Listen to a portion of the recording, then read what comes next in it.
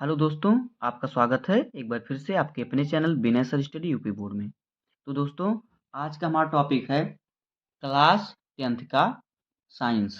Class 10th के science का chapter 1 रासायनिक अभिक्रियाएं एवं समीकरण चैप्टर का नाम है, चैप्टर 1 है और ये केमिस्ट्री पार्ट का है। तो दोस्तों, आज की वीडियो में हम इस चैप्टर को सबसे आसान भाषा में पढ़ेंगे। तो दोस्तों, देखिए, सबसे आसान भाषा में हम इस चैप्टर को पढ़ेंगे। अगर आपने वीडियो को लास्ट तक देख लिया तो आप इस चैप्टर को अच्छी तरह से आपको आ जाएगा, आपको कोचिंग करने की ज़रूरत नहीं है।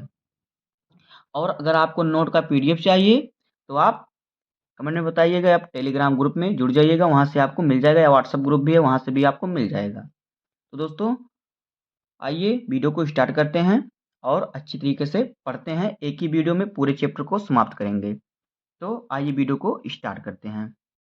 तो देखिए, पहला हेडिंग हमारा क्या है। देखिए, पहला हेडिंग हमारा है रासायनिक अभिक्रिया। आइए देखते हैं रासायनिक अभिक्रिया क्या होता है। देखिए, रासायनिक अभिक्रिया क्या होता है। वह अभिक्रिया जिसमें एक या एक से अधिक पदार्थ अभिक्रिया करके नए पदार्थ का निर्माण करते हैं और पदार्थ का भौतिक तथा रासायनिक गुण मूल पदार्थ से भिन्न होता है, इसे रासायनिक अभिक्रिया कहते हैं। जैसे कि देखिए, कह रहा कि वह अभिक्रिया जिसमें एक या एक से अधिक पदार्थ, यानी कि एक पदार्थ हो या एक से अधिक पदार्थ, दो पदार्थ मिलकर कोई नया पदार्थ बनाएं और जो नया पदार्थ बनाए उस पदार्थ का रासायनिक गुण, भौतिक गुण जिस पदार्थ से मिलकर बना है उन पदार्थों से अलग होना चाहिए। किस पदार्थ का जो पदार्थ बने हैं, यानी कि अभिकारकों के भौतिक गुण, रासायनिक गुण उत्पाद से अलग होने चाहिए। यही है रासायनिक अभिक्रिया। तो आइए इसको हम देखते हैं उदाहरण द्वारा। आइए एक अभिक्रिया को हम देख लेते हैं। देखिए, क्या कह रहा है कि वह अभिक्रिया जिसमें एक या एक से अधिक पदार्थ परस्पर अभिक्रिया करके एक नए पदार्थ का निर्माण करते हैं और बने पदार्थ का भौतिक तथा रासायनिक गुण मूल पदार्थ से भिन्न होता है। यानी कि जिन पदार्थों से मिलकर जो नया उत्पाद हमारा बनता है पदार्थ, उन पदार्थों का रासायनिक और भौतिक गुण जो इस पदार्थ से मिलकर बना होता है उनसे अलग होता है। तो देखिए, हम क्रिया कराते हैं सोडियम और वायु का। तो सोडियम होता है हमारा Na और प्लस करा देते हैं वायु से, O2 ऑक्सीजन। तो जो हम इसकी क्रिया कराएंगे तो ये हमारा बनेगा क्या, Na और इधर कर देते हैं O, तो आगे 2 लगाना पड़ेगा, 2Na हो जाएगा, 2Na2O और यहाँ पे लगा देंगे हम 4, तो हमारा हो जाएगा इधर 4Na और 2 ऑक्सीजन, हमारा ये संतुलित हो गया। देखिए, यही हो गया हमारा रासायनिक अभिक्रिया।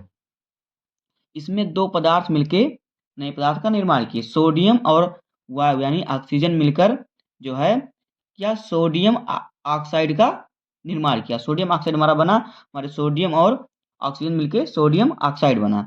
तो क्या कह रहा है कि देखिए, दो पदार्थ मिलकर नए पदार्थ का निर्माण किए और क्या, इन पदार्थों का भौतिक एवं रासायनिक गुण इस पदार्थ से अलग होना चाहिए। इसका जो रासायनिक और भौतिक गुण अलग रहेगा और इसके रासायनिक और भौतिक गुण अलग रहेंगे। तो देखिए, हमने सोडियम और वायु से क्रिया कराया, सोडियम और ऑक्सीजन से, तो हमारा नया पदार्थ बना सोडियम ऑक्साइड। तो देखिए, जिन पदार्थों से मिलकर पदार्थ बना है ये हमारे होते हैं अभिकारक, ये दोनों हमारे हैं अभिकारक और ये हमारा है उत्पाद। ये दो दोनों हमारे हैं, ये क्या है, अभिकारक।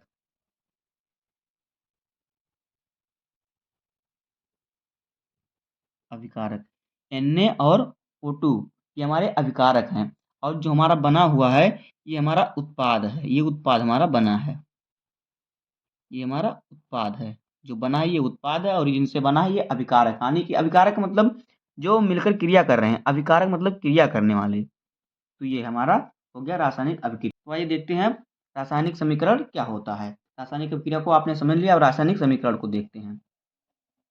देखिए, रासायनिक समीकरण क्या होता है। देखिए, रासायनिक अभिक्रिया का प्रतीकात्मक निरूपण रासायनिक समीकरण कहलाता है। यानी कि जो रासायनिक अभिक्रिया है उसका प्रतीक लिखें। जैसे कि हमने ऊपर अभी हमने सोडियम और वायु का क्रिया कराया, तो अगर हम उसको लिखते हैं सोडियम प्लस वायु, तो ये हमारा रासायनिक समीकरण नहीं होता, ये हमारा शब्द समीकरण हो जाता। तो जब उसको उसके रासायनिक प्रतीकों के रूप में लिखा तो वो रासायनिक अभिक्रिया होगी। अभी आपको लिख के दिखाते हैं। देखिए क्या कह रहा है कि रासायनिक अभिक्रिया का प्रतीकात्मक निरूपण रासायनिक समीकरण कहलाता है। रासायनिक अभिक्रिया में प्रयुक्त पदार्थ अभिकारक तथा या क्रियात्मक तथा उत्पन्न होने वाले पदार्थ उत्पाद कहलाते हैं। तो देखिए एक सूत्र ये भी लिख सकते हैं आप, परिभाषा कि रासायनिक प्रतीकों तथा सूत्रों की सहायता से लिखी अभिक्रिया को रासायनिक समीकरण कहते हैं। तो इसको भी लिख सकते हैं आप और इसको भी लिख सकते हैं, दोनों सही है, बस ये सरल भाषा में, वो थोड़ा कठिन भाषा में है। तो देखिए, मान लीजिए हम हाइड्रोजन और ऑक्सीजन से क्रिया कराएंगे। यहाँ पे कराते हैं, देखिए हाइड्रोजन लिखते हैं। आपको समझाने के लिए हम करा रहे हैं हाइड्रोजन प्लस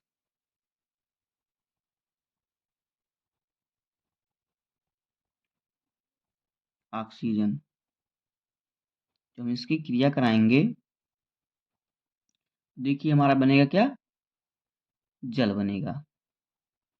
तो देखिए, हम जब इस प्रकार से समीकरण लिखेंगे तो ये हमारा शब्द समीकरण हो गया। शब्द यानी कि हमने शब्दों से लिखा, ये हमारा क्या हो गया, हमारा हो गया शब्द समीकरण। शब्द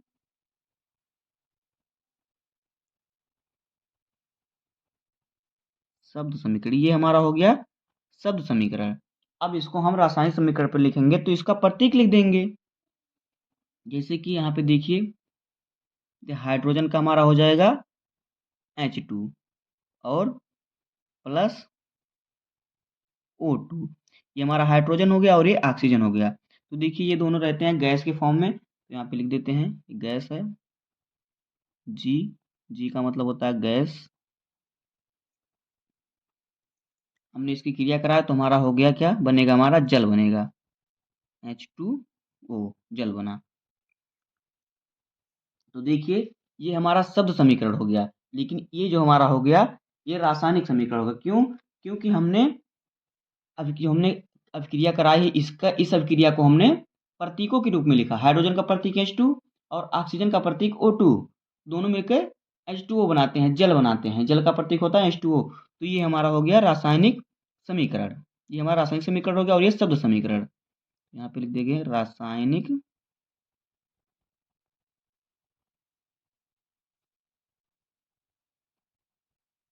समीकरण। ये हो गया हमारा रासायनिक समीकरण। इसी प्रकार से हम लिखते हैं। तो देखिए, रासायनिक समीकरण हमारा यही होता है कि रासायनिक अभिक्रिया को रासायनिक प्रतीक के रूप में लिखना ही रासायनिक समीकरण कहलाता है।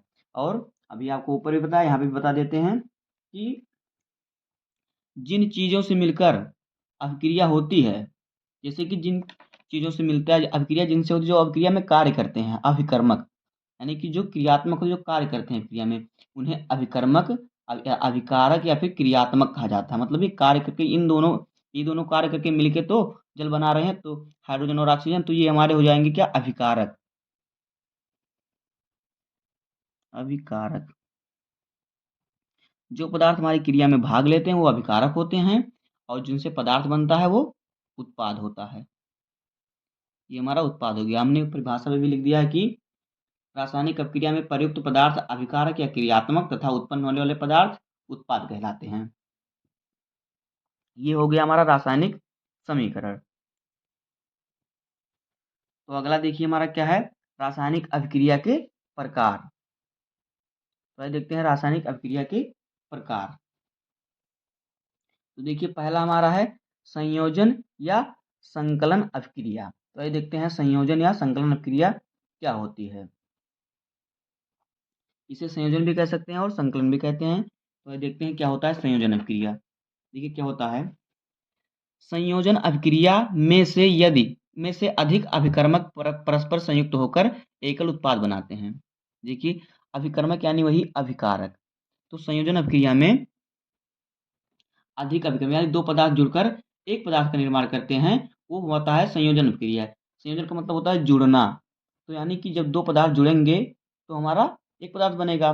तो जब दो पदार्थ जुड़कर एक पदार्थ बनाते हैं तो वही होता है संयोजन अभिक्रिया। तो देखिए, यहाँ पे अभिक्रिया कराते हैं। हम लेंगे बुझा हुआ चूना CaO, कैल्शियम ऑक्साइड। ये हमारा होता है सॉलिड यानी कि ठोस अवस्था में, और H2 लेंगे गैस।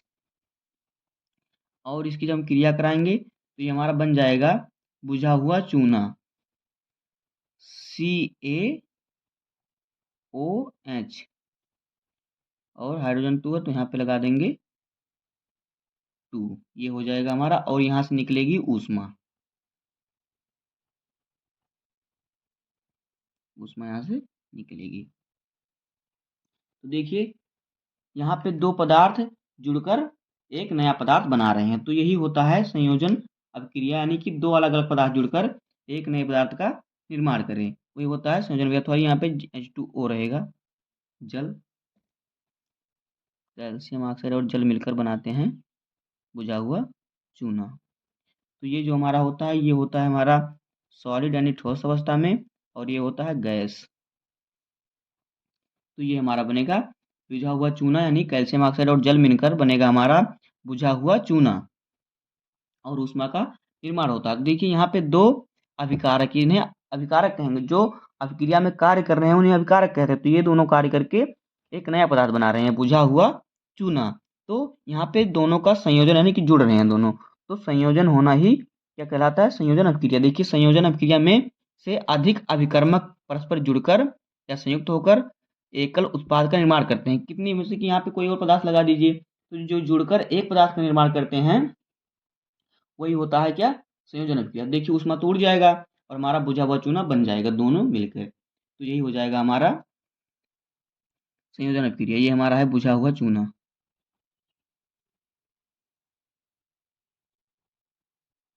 तो ये होता है संयोजन अभिक्रिया। अब आइए देखते हैं अगला क्या है। तो अगला देखिए हमारा क्या है, वियोजन अभिक्रिया। तो ये देखते हैं वियोजन अभिक्रिया क्या होता है। देखिए वियोजन अभिक्रिया क्या होता है। वियोजन अभिक्रिया वह है जिसमें एकल अभिकारक टूटकर एक से अधिक उत्पाद बनाते हैं या उत्पन्न करते हैं। अभिकारकों को तोड़ने के लिए ऊष्मा, प्रकाश या विद्युत ऊर्जा की आवश्यकता होती है। ये अभिक्रिया अनुत्क्रमणीय होती है। ये जो अभिक्रिया होती है अनुत्क्रमणीय होती है। तो देखिए अनुत्क्रमणीय होती है। देखिए क्या है वियोजन अभिक्रिया, वह अभिक्रिया जिसमें देखिए दो पदार्थ, यानी कि दो पदार्थ बनते हैं और एक पदार्थ से एक पदार्थ टूटकर दो पदार्थों में विभाजित होता है। जैसे कि मान लीजिए हमारा क्या है, हमने एक गन्ना लिया और गन्ने को काट के दो टुकड़ा कर दिया, तो हमने जान लीजिए कि एक गन्ने से हमने जब उसको क्रिया कराया तो दो गन्ना बना, मतलब दो प्रकार के बीज अब उसको दो बार बो सकते हैं। तो ये हो गया, जैसे कि मान लीजिए अभी आपको उदाहरण द्वारा समझाते हैं। और ये क्या कह रहा है देखिए, वह अभिक्रिया जिसमें एकल अभिकारक टूटकर, यानी कि एक अभिकारक एक पदार्थ टूटकर एक से अधिक उत्पाद यानी एक से अधिक पदार्थ उत्पन्न करते हैं, बनते हैं। तो और क्या कह रहा है, इस अभिक्रिया को तोड़ने के लिए ऊष्मा, प्रकाश या विद्युत ऊर्जा की आवश्यकता होती है। यह अभिक्रिया अनुत्क्रमणीय होती है। तो देखिए यह जो अभिक्रिया होगी या ऊष्मा से होगी, ऊष्मा इसमें होगा लगेगा, और प्रकाश और क्या, विद्युत ऊर्जा। तो आइए तीनों से हम करा लेते हैं। देखिए पहले हम कराते हैं कैल्शियम कार्बोनेट का विखंडन करते हैं। अब गठन इसका हो जाएगा, देखिए CaCO3, ये होता है हमारा ठोस अवस्था में, सॉलिड फॉर्म में है। तो यहाँ पे लिख देते हैं S। तो देखिए ये क्या एक ही पदार्थ है, एकल अभिकारक है। जिनसे एक ही पदार्थ हो तो उसे भी अभिकारक करेंगे, मतलब कि जैसे कि अगर जिससे मिलकर बनेगा वो जो बनेगा वो उत्पाद रहेगा, और जो जिससे बनेगा वो अभिकारक रहेगा। तो यहाँ पे हमारा अभिकारक एक ही है। तो देखिए जब इसको क्या करेंगे, इसको ऊष्मा देंगे, ऊष्मा यानी कि गर्मी, इसको गर्म करेंगे। तो जो हम इसको गर्म करेंगे कैल्शियम कार्बोनेट को, ये हमारा है कैल्शियम कार्बोनेट, लिख देता हूँ। ये हमारा है कैल्शियम कार्बोनेट,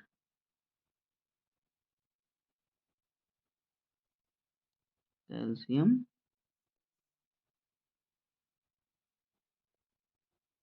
कार्बोनेट, ये हमारा है कैल्शियम कार्बोनेट। तो देखिए जब हम इसको गर्म करेंगे तो हमारा देखिए क्या बनेगा,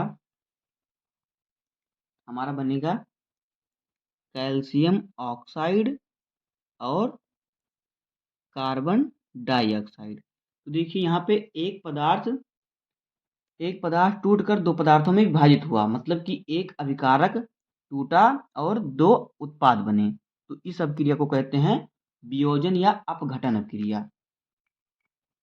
इसे ही कहते हैं वियोजन या अपघटन अभिक्रिया। तो देखिए यहाँ पे जो क्या हो जाए, ये हमारा हो गया है कैल्शियम ऑक्साइड है और ये हमारा है कार्बन डाइऑक्साइड। इसको लिखने की जरूरत नहीं है, आप जानते होंगे। और इस अभिक्रिया को देखिए ऊष्मा द्वारा हो रहा है, तो इस अभिक्रिया को कहेंगे ऊष्मीय अपघटन या ऊष्मीय वियोजन। तो यहाँ देखिए इसे क्या कहते हैं, कहेंगे ऊष्मीय वियोजन या अपघटन लिख सकते हैं। तो यहाँ पे लिख देते हैं, कुछ भी लिख दीजिए, अपघटन लिख देता हूँ। तो देखिए अपघटन जो होता है, ये वियोजन अभिक्रिया तीन प्रकार की होती है, ऊष्मीय, विद्युत अपघटन और फिर सूर्य के प्रकाश से जो होता है, तीन प्रकार के अपघटन होते हैं, प्रकाश अपघटन। तो देखिए अब करते हैं अगला। तो देखिए ये हमारा हो गया ऊष्मीय अपघटन।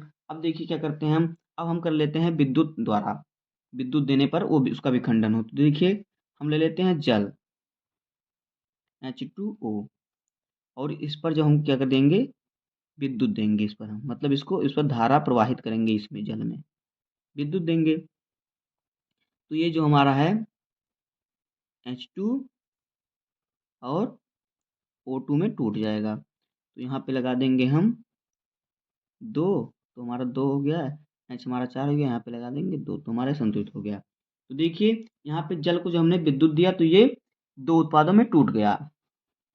ये जल है, हमने इस पे विद्युत प्रवाहित किया, यहाँ पे हमने गर्म किया ऊष्मा दी, यहाँ पे हमने विद्युत प्रवाहित किया, दूसरा यह क्रिया है। तो हमने इसमें विद्युत प्रवाहित किया तो ये दो उत्पादों में टूट गया, एक हाइड्रोजन और दूसरा ऑक्सीजन।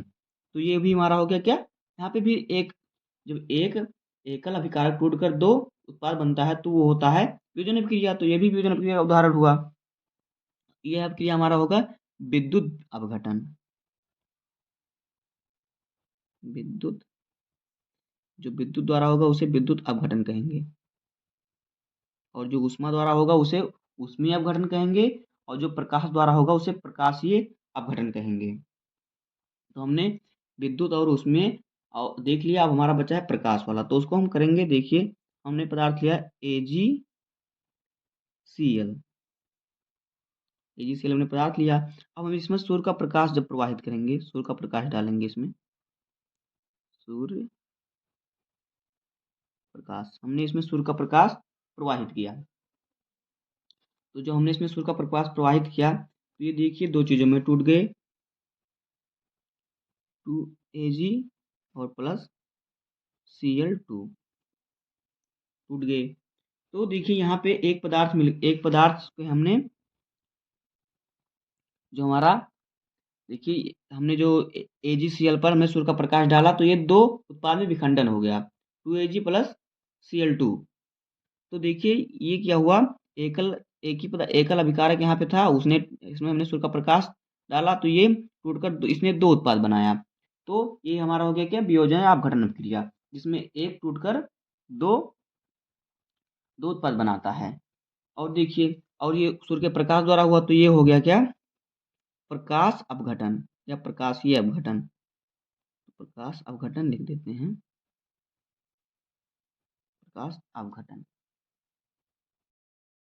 तो देखिए अगला हमारा है विस्थापन अभिक्रिया। तो देखते हैं विस्थापन अभिक्रिया क्या होता है, उसको भी अच्छी तरीके से समझते हैं। देखिए वह रासायनिक अभिक्रिया जिसमें अधिक क्रियाशील तत्व कम क्रियाशील तत्व के यौगिक से कम क्रियाशील तत्व को परमाणु को विस्थापित कर स्वयं उसका स्थान ग्रहण कर लेते हैं, विस्थापन अभिक्रिया कहलाती है। देखिए क्या है कि वह अभिक्रिया जिसमें जिसमें जो जो पदार्थ है, जो तत्व अधिक क्रियाशील है, वो कम क्रियाशील तत्व को यौगिक से, जब यौगिक बनता है वहां से विस्थापित करके वहां से उसको हटा के खुद उसके स्थान पर बैठ जाते हैं।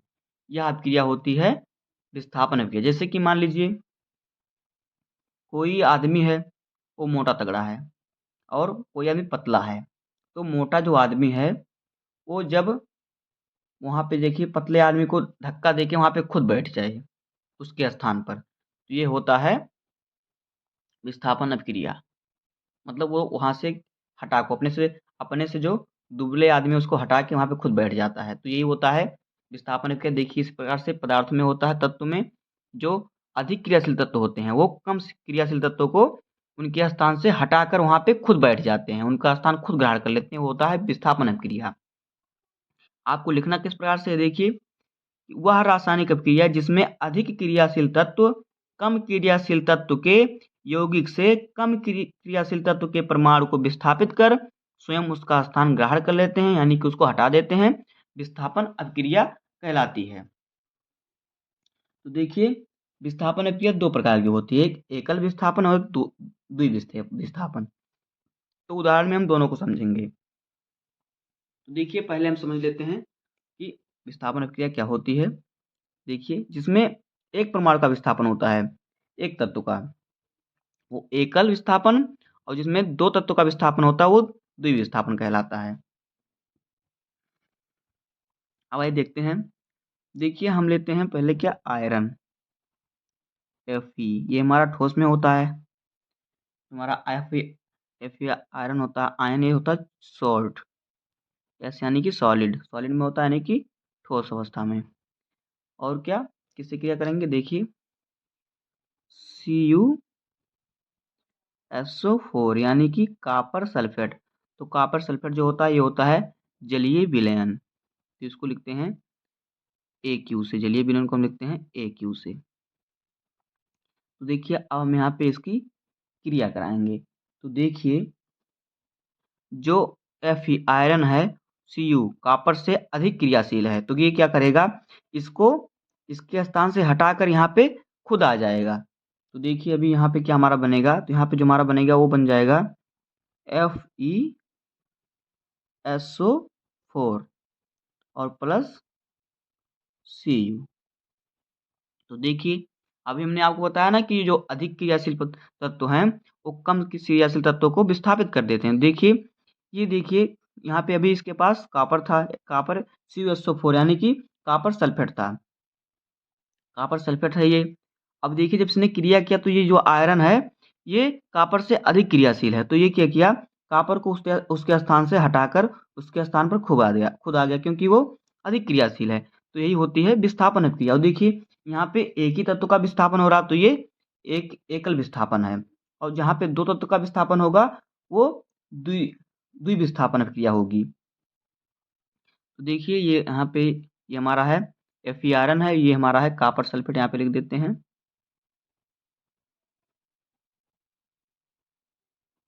Copper sulphate.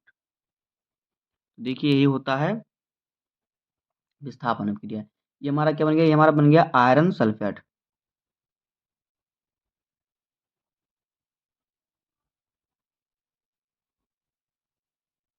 आयरन सल्फेट बन गया हमारा। और ये हमारा रहेगा जलीय विलयन में AQ, और ये जो हमारा है ये हमारा रहता है कॉपर जो है, ये हमारा किस में रहता है, ये हमारा रहता है सॉलिड अवस्था में, ठोस। AQ यहाँ पे लिखा है तो ध्यान दीजिएगा। देखिए यहाँ पे एक ही तत्व का विस्थापन हुआ, तो यहाँ पे देखिए जो सिर्फ Cu का विस्थापन हुआ ना, Cu की जगह पे आयरन आ गया Fe, तो उसका विस्थापन करें तो एक तत्व का विस्थापन हो, तो यहाँ पे एकल विस्थापन होगा, ये होगा एकल विस्थापन क्रिया, इसे एकल विस्थापन कहेंगे, विस्थापन क्रिया में एकल विस्थापन। अब जहाँ पे दो तत्वों का विस्थापन होगा उसे द्विविस्थापन अभिक्रिया बोलेंगे। तो देखिए यहाँ पे दूसरा लेते हैं हम, दूसरा हम लेते हैं देखिए सोडियम सल्फेट Na2SO4, और इसकी क्रिया कराते हैं बेरियम क्लोराइड से BaCl2। देखिए ये हमारा जलीय विलयन है AQ, और ये हमारा AB जलीय विलयन है AQ। इसकी जब हम क्रिया कराएंगे तो देखिए यहाँ पे जो जो Ba है, जो Ba है ये सोडियम से अधिक क्रियाशील है। बेरियम जो है ये सोडियम से अधिक क्रियाशील है, तो इसको हटा के स्वयं बैठ जाएगा। देखिए यहाँ पे क्या बनेगा हमारा, सॉरी, BaCO4 और प्लस में बनेगा 2NaCl।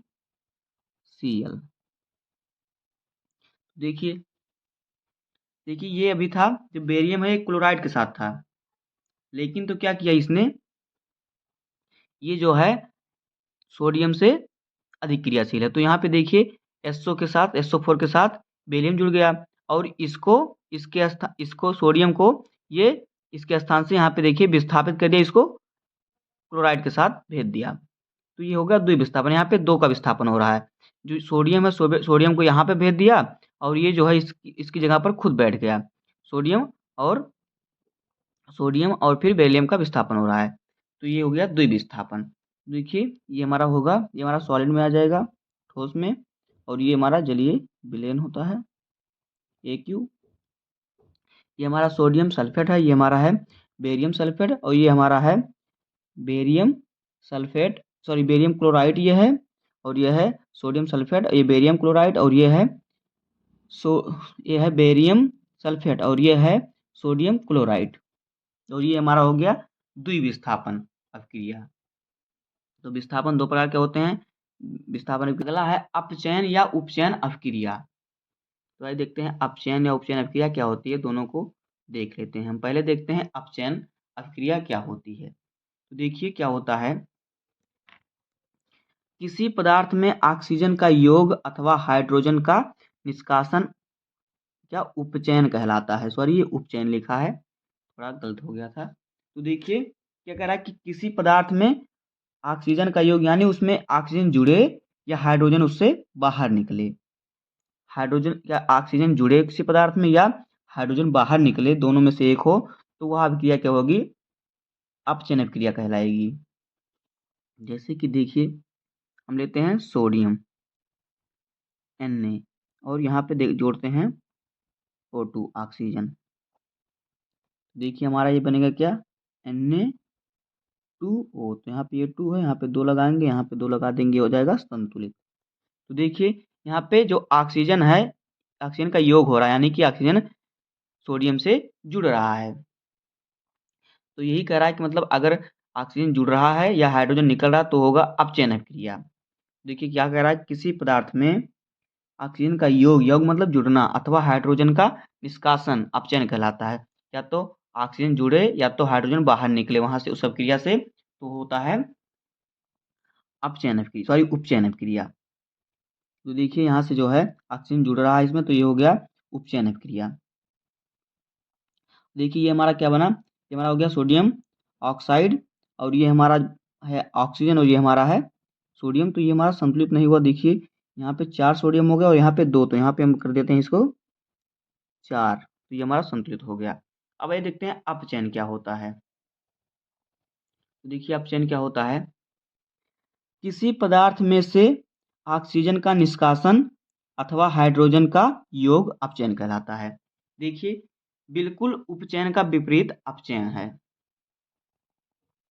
कह सकते हैं कि उपचयन का विलोम जो है वो अपचयन है। तो विलोम ये देखिए, इसमें क्या कह रहा था, उपचयन में क्या कह रहा था कि ऑक्सीजन का योग हो और हाइड्रोजन निकले, लेकिन यहाँ पे क्या कह रहा है कि ऑक्सीजन निकले और हाइड्रोजन जुड़े। तो अगर किसी अभिक्रिया में से देखिए किसी पदार्थ में ऑक्सीजन का निष्कासन यानी ऑक्सीजन निकले, और अथवा यानी कि अथवा मतलब या हाइड्रोजन का योग हो यानी हाइड्रोजन जुड़े, तो वह अपचयन कहलाता है। तो आइए देखते हैं। देखिए हम लेते हैं पोटेशियम सल्फेट KClO3। तो ये हमने इसको लिया, तो इसकी जब हम अभिक्रिया कराएंगे तो देखिए यहाँ पे हमारा एक बन जाएगा KCl और एक हो जाएगा CO2। देखिए यहाँ पे जो हमारा है, यहाँ पे जो देखिए यहाँ पे हमारा जो है, इसमें से क्या है, ऑक्सीजन निकल रहा है। जो है ऑक्सीजन देखिए यहाँ से जो है निकल रहा है, इसमें ऑक्सीजन निकला है। जब हमने अभिक्रिया कराया तो ऑक्सीजन बना इसमें, तो ऑक्सीजन इसमें से निकल रहा है, तो ये हो गया अपचयन अभिक्रिया। यानी कि या तो ऑक्सीजन निकले या तो हाइड्रोजन जुड़े। अगर हाइड्रोजन जुड़े तो भी अपचयन, और या तो ऑक्सीजन निकले तो अपचयन, और अगर ऑक्सीजन जुड़े और हाइड्रोजन निकले तो वह उपचयन। तो देखिए इसको हम संतुलित करेंगे तो ये हमारा हो जाएगा 3O2, और इधर हो गया हमारा, इधर लगेगा हमारा 2।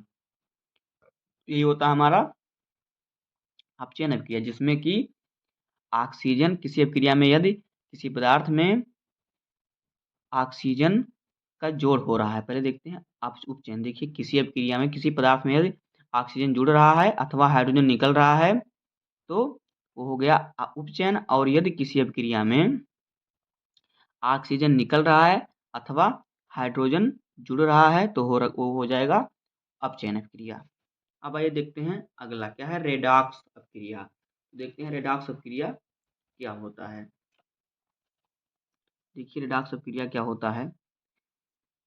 रेडॉक्स अभिक्रिया में यदि एक अभिकर्मक अपचयित तथा दूसरा अपचयित होता है तो यह अभिक्रिया अपचयन, उपचयन, अपचयन या रेडॉक्स अभिक्रिया कहलाती है। देखिए जिसमें दोनों हो एक ही साथ, अपचयन भी हो और उपचयन भी हो, एक पदार्थ का अपचयन हो एक पदार्थ का उपचयन हो, वह अभिक्रिया क्या कहलाती है, रेडॉक्स अभिक्रिया या तो उपचयन अपचयन अभिक्रिया।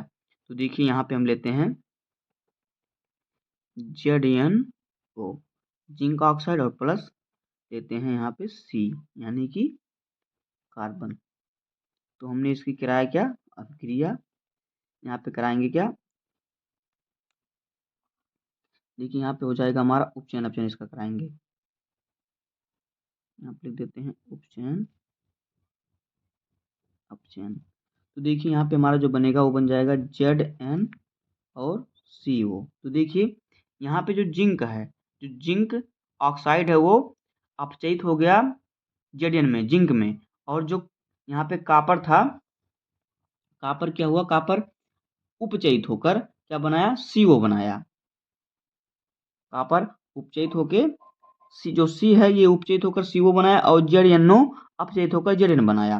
तो यहाँ पे देखिए अपचयन भी हो रहा है एक का और एक का उपचयन हो रहा है, तो यह अभिक्रिया हो जाएगी हमारी उपचयन अपचयन अभिक्रिया या फिर रेडॉक्स अभिक्रिया। जिसमें अपचयन उपचयन दोनों हों वह अभिक्रिया रेडॉक्स अभिक्रिया कहलाती है या उपचयन अपचयन अभिक्रिया कहलाती है। तो देखिए अगला हमारा है संक्षारण। देखिए संक्षारण क्या होता है, वह अभिक्रिया जिसमें धातु वायु की ऑक्सीजन, नमी या अन्य रसायनों से धीमी अभिक्रिया द्वारा धीरे धीरे नष्ट होते रहते हैं, यह संक्षारण कहलाती है। देखिए जो संक्षारण हमारा जैसे कि जंग लगना, ये हमारा संक्षारण है। जब कोई धातु है वो वायु के संपर्क में आता है अधिक समय तक, वो या नमी के संपर्क में या किसी भी जैसे कि कोई गैस हमारा जो, तो उसके संपर्क में जो आएगा तो धीरे धीरे नष्ट होने लगेगा, तो ये होता है संक्षारण। जैसे कि संक्षारण का उदाहरण देखिए क्या क्या होता है, जैसे कि लोहे पे जंग लगना। अगर हम लोहे को अधिक समय तक कहीं रख देते हैं खुले में, तो देखिए कुछ दिन बाद उस पर काली परत जम जाएगी, जो वो काली परत धीरे धीरे छूट के गिरने लगेगी नीचे। तो यही जो है संक्षारण का जो जंग लगना है यही है संक्षारण। जंग लगता है तो संक्षारण यानी कि नष्ट होना, जो संक्षारण कहलाता है। जंग लगेगा तो लोहा नष्ट होगा, तो यही नष्ट होना ही संक्षारण कहलाता है। और देखिए चांदी के आभूषणों पर काली परत जम जाना, जो चांदी होता है उस पर भी काली परत जम जाती है, उसमें भी जंग लग जाता है। ये भी होता है क्या, संक्षारण का ये भी एक उदाहरण है। वो चांदी धीरे धीरे नष्ट होने लगती है, खराब होने लगती है, और वो टूट के काली होकर गिरने लगती है जब वो नमी वायु के संपर्क में ज़्यादा देर टाइम तक रहती है। तो ये होता है हमारा संक्षारण, कि अगर हम किसी धातु को कुछ दिन तक खाली वायु के संपर्क में या फिर नमी जल के संपर्क में रखेंगे तो उस पर काली परत जम जाती है, यह होता है। और इससे क्या होता है, धीरे धीरे नष्ट होने लगती है, यह होता है संक्षारण। तो संक्षारण आपको इस प्रकार से लिखना है। और यह आप देखिए क्या है इसका उदाहरण, जंग लगना लोहे पर और चांदी के आभूषणों पर काली परत जमना, ये होता है हमारा संक्षारण। अब आइए देखते हैं विकृत गंधिता। देखिए अगला है विकृत गंधिता। देखिए विकृत गंधिता क्या होता है, देखिए देखिए तेल व वसायुक्त खाद्य पदार्थों को अधिक लंबे समय तक रखने पर उनके स्वाद व गंध का बदल जाना विकृत गंधिता कहलाता है। देखिए आपके घर में खाना बनता है, अगर आप खाने को 3-4 दिन तक छोड़ दें, खाएँ ही ना, रख देंगे तो उसका स्वाद बदल जाएगा, उसमें एक बदबू सी गंध होने लगेगी।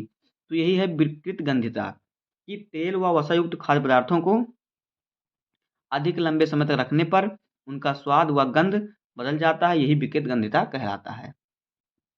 आइए देखते हैं इसका उदाहरण।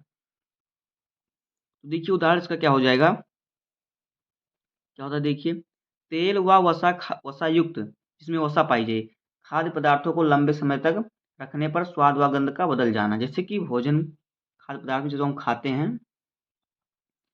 और देखिए चिप्स आदि को अधिक लंबे समय तक रखने पर खराब हो जाना।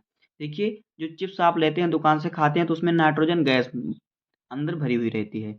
अगर वो गैस ना उसमें रहे तो ये नमी पाके खराब हो जाएगा। जब तक गैस है तब तक भरो, क्या वो चिप्स जो रहेगा देखिए वो ताज़ा रहता है, एकदम ताज़ा रहता है। जब खाते हैं उसको तो उसमें आवाज़ आती है, मतलब वो एकदम ताज़ा रहता है। और अगर उसमें वायु ना रहे तो गल जाएगा, वो खराब हो जाएगा, वो बदबू करने लगेगा। ये होता है विकृत गंधिता। तो ये होता है हमारा, देखिए दोस्तों हमारा पहला चैप्टर समाप्त हो गया। तो कमेंट में बताइएगा कि वीडियो आपको कैसा लगा, और अगर आप चैनल पे नए हैं तो बिना सर स्टडी यूपी बोर्ड हमारा ये चैनल है। यहाँ पर आपको UP board, CG board, MP board, Bihar board सभी की तैयारी कराई जाएगी। तो दोस्तों अगर आप चैनल पर नए हैं तो चैनल को लाइक कीजिए, और वीडियो को वीडियो पर कमेंट कीजिए, वीडियो को लाइक कीजिए, और चैनल को सब्सक्राइब कीजिए, और वीडियो को शेयर कीजिए। और मिलते हैं किसी नेक्स्ट वीडियो में, तब तक के लिए धन्यवाद। जय हिंद। आपका सपोर्ट ही हमारे लिए इंस्पिरेशन है। जय हिंद। तो अगला देखिए क्या हमारा है, ऊष्मा क्षेपी तथा ऊष्मा शोषी अपक्रिया। तो देखिए ऊष्मा क्षेपी अपक्रिया क्या होती है, वह रासायनिक अपक्रिया जिसमें ऊष्मा निर्मुक्त होती है ऊष्मा क्षेपी अपक्रिया कहलाती है। जिसमें से देखिए वह अपक्रिया जिसमें अपक्रिया के दौरान जिसमें से ऊष्मा निकले, वह अपक्रिया होती है क्या, ऊष्मा क्षेपी अपक्रिया जिसमें से ऊष्मा निकले। तो देखिए देखिए हम मान लीजिए हम क्रिया कराते हैं, तो रखते हैं साइड में, क्रिया कराते हैं सी, यानी कि इसे हम कहते हैं क्या, ग्रेफाइट। तो ग्रेफाइट की प्रक्रिया हम कराएंगे O2 यानी कि ऑक्सीजन से, जो हमारा गैस के फॉर्म में होता है। किसमें होता है, गैस, ये गैस होता है।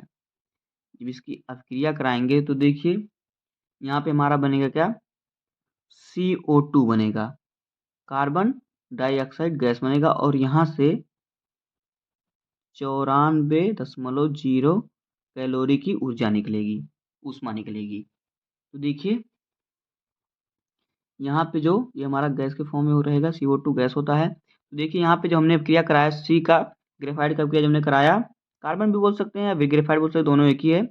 तो कार्बन का क्रिया जब हमने O2 से कराया तो ये CO2 बना, और यहाँ से 94.0 कैलोरी ऊष्मा निर्मुक्त हुई निकली। तो जहाँ पे जिस अपक्रिया में ऊष्मा निकलेगी उसे ऊष्मा क्षेपी अपक्रिया कहेंगे, और जिसमें ऊष्मा का शोषण होगा उसे ऊष्मा शोषी अपक्रिया कहेंगे। तो देखिए ऊष्मा शोषी अपक्रिया क्या होता है, देखिए वह रासायनिक अपक्रिया जिनमें ऊष्मा का अवशोषण होता है ऊष्मा शोषी अपक्रिया कहलाती है। देखिए हम क्रिया कराते हैं, देखिए हम नाइट्रोजन से क्रिया कराते हैं ऑक्सीजन का। तो नाइट्रोजन हमारा होता है N2 और ऑक्सीजन होता है O2। जब हम इसकी क्रिया कराएंगे तो ये हमारा बनेगा 2NO, और इसमें 45 कैलोरी ऊष्मा लगेगी। इस अपक्रिया में 45 कैलोरी ऊष्मा का अवशोषण होगा। माइनस यानी कि ऊष्मा खत्म होगी इसमें, अगर प्लस होता तो ऊष्मा इसमें से निकलती। तो देखिए वह रासायनिक अपक्रिया जिनमें ऊष्मा का अवशोषण होता है ऊष्मा शोषी अपक्रिया कहलाती है। देखिए यहाँ पे ऊष्मा का कितना, 45 कैलोरी ऊष्मा का अवशोषण हो रहा है, इसमें ऊष्मा लग रही है इस अपक्रिया में, तो इसे ऊष्मा शोषी अपक्रिया कहते हैं। तो देखिए अगला हमारा है संक्षारण। देखिए संक्षारण क्या होता है, वह अभिक्रिया जिसमें धातु वायु की ऑक्सीजन, नमी या अन्य रसायनों से धीमी अभिक्रिया द्वारा धीरे धीरे नष्ट होते रहते हैं यह संक्षारण कहलाती है। देखिए, जो संक्षारण हमारा जैसे कि जंग लगना, ये हमारा संक्षारण है। जब कोई धातु है वो वायु के संपर्क में आता है अधिक समय तक, वो या नमी के संपर्क में या किसी भी जैसे कि कोई गैस हमारा जो तो उसके संपर्क में जब आएगा तो धीरे-धीरे नष्ट होने लगेगा। तो ये होता है संक्षारण। जैसे कि संक्षारण का उदाहरण देखिए क्या-क्या होता है? जैसे कि लोहे पे जंग लगना। अगर हम लोहे को अधिक समय तक कहीं रख देते हैं खुले में, तो देखिए कुछ दिन बाद उस पर काली परत जम जाएगी। जो वो काली परत धीरे-धीरे छूट के गिरने लगेगी नीचे। तो यही जो है संक्षारण का जो जंग लगना है, यही है संक्षारण। जंग लगता है तो संक्षारण यानी कि नष्ट होना जो संक्षारण कहलाता है। जंग लगेगा तो लोहा नष्ट होगा, तो यही नष्ट होना ही संक्षारण कहलाता है। और देखिए, चांदी के आभूषणों पर काली परत जम जाना, जो चांदी होता है उस पर भी काली परत जम जाती है, उसमें भी जंग लग जाता है। ये भी होता है क्या? संक्षारण का ये भी एक उदाहरण है। वो चांदी धीरे-धीरे नष्ट होने लगती है, खराब होने लगती है और वो टूट के काली होके गिरने लगती है, जब वो नमी वायु के संपर्क में ज़्यादा देर टाइम तक रहती है। तो ये होता है हमारा संक्षारण कि अगर हम किसी धातु को कुछ दिन तक खाली वायु के संपर्क में या फिर नमी जल के संपर्क में रखेंगे तो उस पर काली परत जम जाती है, यह होता है। और इससे क्या होता है धीरे-धीरे नष्ट होने लगती है, यह होता है संक्षारण। तो संक्षारण आपको इस प्रकार से लिखना है। और ये आप देखिए क्या है इसका उदाहरण, जंग लगना लोहे पर और चांदी के आभूषणों पर काली परत जमना, ये होता है हमारा संक्षारण। अब आइए देखते हैं विकृत गंधिता। देखिए अगला है विकृत गंधिता। देखिए विकृत गंधिता क्या होता है, देखिए देखिए तेल व वसायुक्त खाद्य पदार्थों को अधिक लंबे समय तक रखने पर उनके स्वाद व गंध का बदल जाना विकृत गंधिता कहलाता है। देखिए आपके घर में खाना बनता है, अगर आप खाने को 3-4 दिन तक छोड़ दें, खाएँ ही ना, रख देंगे तो उसका स्वाद बदल जाएगा, उसमें एक बदबू सी गंध होने लगेगी। तो यही है विकृत गंधिता कि तेल व वसायुक्त खाद्य पदार्थों को अधिक लंबे समय तक रखने पर उनका स्वाद व गंध बदल जाता है, यही विकृत गंधिता कहलाता है। आइए देखते हैं इसका उदाहरण। तो देखिए उदाहरण इसका क्या हो जाएगा, क्या होता है देखिए, तेल व वसायुक्त जिसमें वसा पाई जाए खाद्य पदार्थों को लंबे समय तक रखने पर स्वाद व गंध का बदल जाना। जैसे कि भोजन खाद्य पदार्थ जो हम खाते हैं, और देखिए चिप्स आदि को अधिक लंबे समय तक रखने पर खराब हो जाना। देखिए जो चिप्स आप लेते हैं दुकान से खाते हैं तो उसमें नाइट्रोजन गैस अंदर भरी हुई रहती है। अगर वो गैस ना उसमें रहे तो ये नमी पाके खराब हो जाएगा।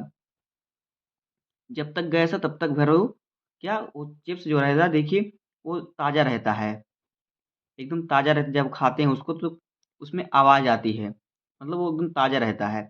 और अगर उसमें वायु ना रहे तो गल जाएगा, वो खराब हो जाएगा, बदबू करने लगेगा।